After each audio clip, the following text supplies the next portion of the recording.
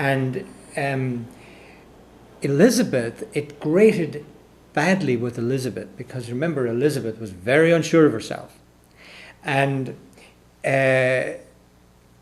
she was, in many regards, considered illegitimate, certainly by the remaining Catholic element in Britain, and also even the Tudors themselves were considered illegitimate. So she was very unsure of himself. Whereas he was a man who was the 15th Earl. He was like so sure of himself that it just, made everybody else was very doffed their hat and was very obsequious to him, but not Elizabeth. So all we can say is that everybody remarked on it. Black Tom was not quite so much. Now, Black Tom had spent more time at the court, so he understood perhaps that wasn't the way to make friends and influence people.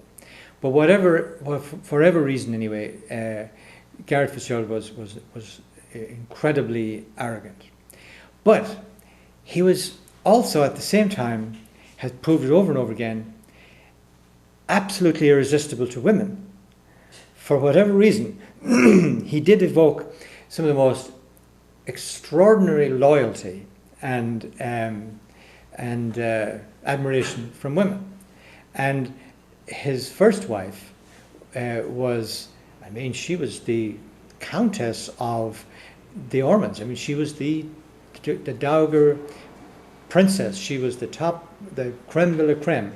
And for her to want to marry the enemy, and proved over and over again that it wasn't just a whim, that she was extremely devoted to him. Speaks something, whatever it is. I'd love to know what it is. All those guys would love to know what it was. How did that marriage end? She died of, literally, they say, of exhaustion, trying to keep Big Tom and him from killing one another.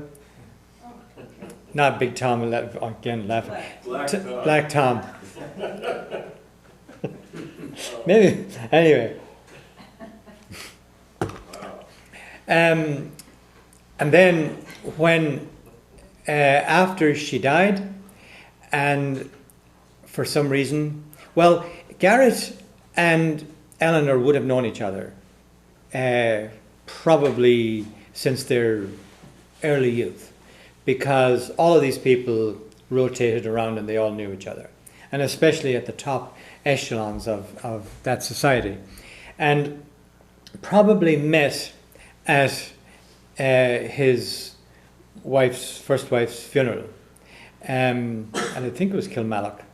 I think it was. Anyway, it would have been Kilmallock, because that was the head of the Ormonds. Anyway, pretty soon afterwards, Garrett comes a-courting.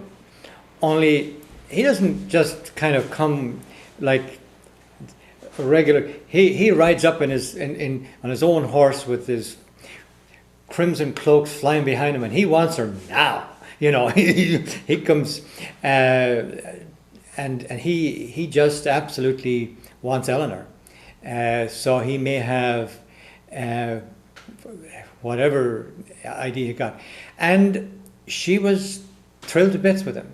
She was absolutely delighted, because he was her knight in shining armour, coming riding up the great avenue, and everything that her little girl magazine or storybook, he was the perfect suitor. So she was absolutely, totally willing. And it was a done deal. There was no power on earth was going to stop this match. So they were married pretty soon. But what's extraordinary about it is that very few men in history has had such a devoted wife as Garrett did.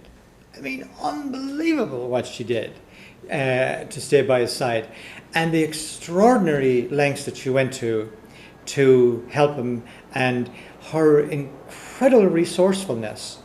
And we all love Gráinne Mhaol, and all of the things she did to protect her son and her clan and their lands and so on.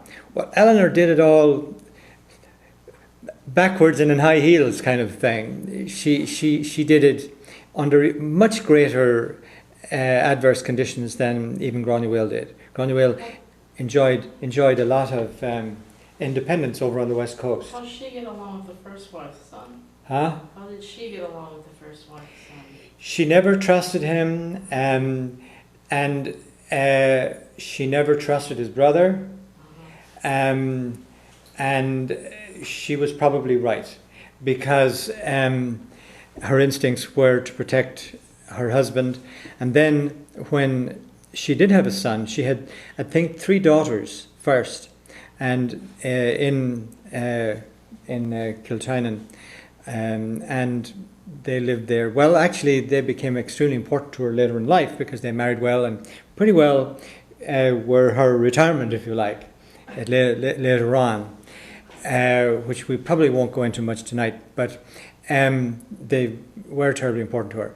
But she had her only son in the most unbelievably degrading and trying circumstances in London, when Garrett had been imprisoned in the Tower of London under minute by minute threat of instant death, and had been actually incarcerated for a total of 6 years, starting in Ireland, in Dublin, all following the battle that he fought, which I'll get you the name and the date of it, where he was carried away on the backs of the butlers. But he ended up in London in the Tower.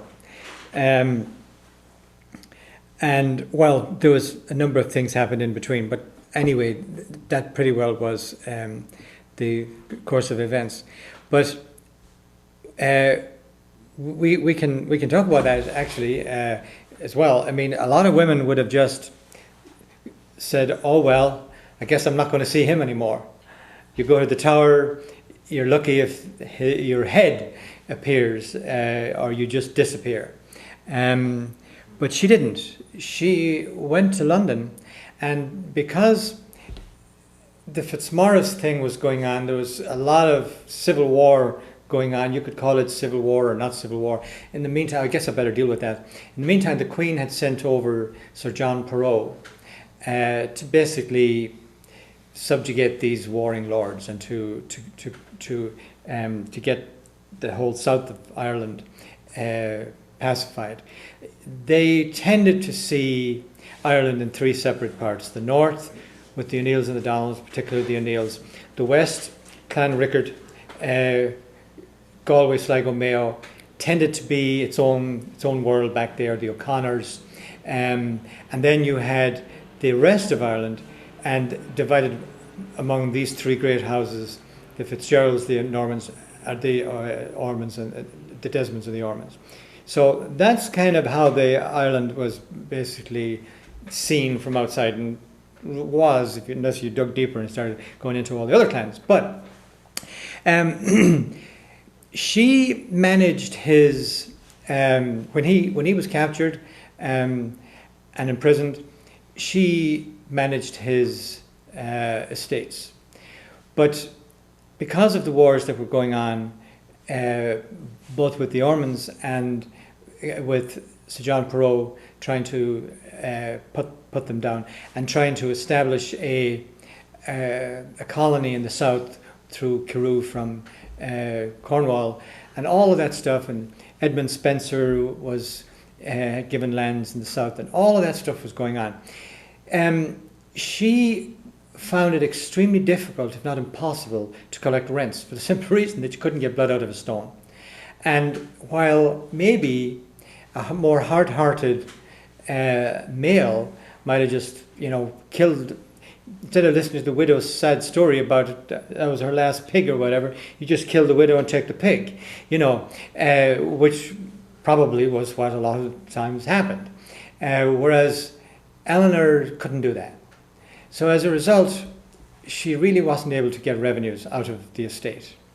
And with very little money, she went to London to try to persuade the Queen to release her husband.